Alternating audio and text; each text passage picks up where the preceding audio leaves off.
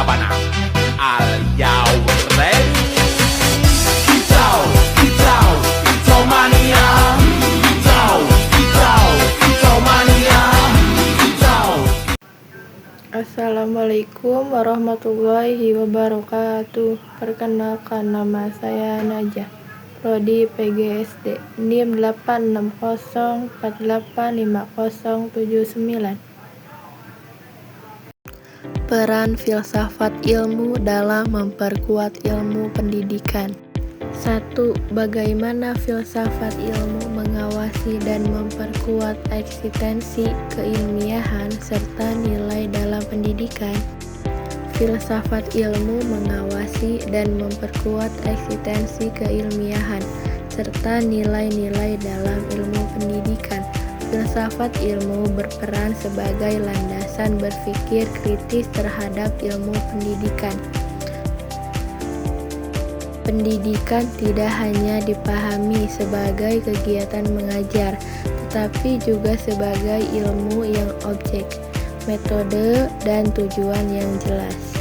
Filsafat ilmu itu mengawasi eksistensi ilmu pendidikan dengan mempertanyakan apa hakikat pendidikan, mengapa pendidikan diperlukan, apa tujuan utama pendidikan bagi manusia.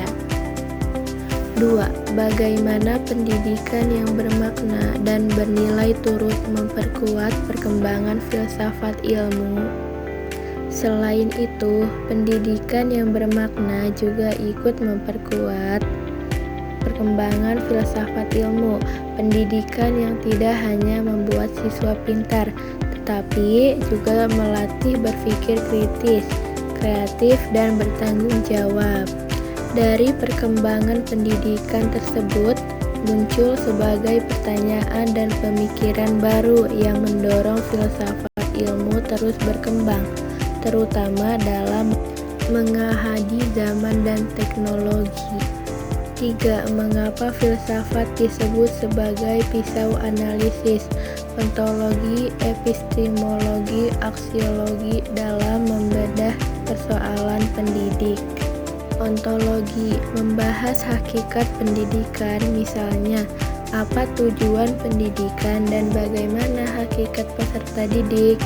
Epistemologi membahas cara memperoleh pengetahuan seperti metode pembelajaran yang efektif agar siswa dapat memahami materi dengan baik. Aksiologi membahas nilai dan manfaat pendidikan, yaitu gimana cara pendidikan dapat membentuk manusia yang beretika, bertanggung jawab, dan manfaat bagi manusia. 4.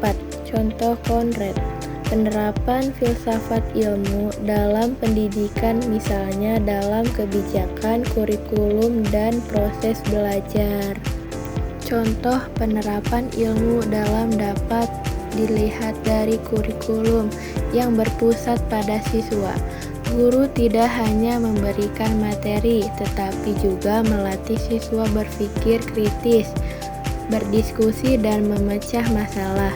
Selain itu, pendidikan karakter juga menjadi contoh penerapan aksiologi, karena sekolah tidak hanya mengembangkan masalah kecerdasan, tetapi juga sikap jujur, disiplin, dan kerjasama. Sekian dari saya, terima kasih. Wassalamualaikum warahmatullahi wabarakatuh. Labana.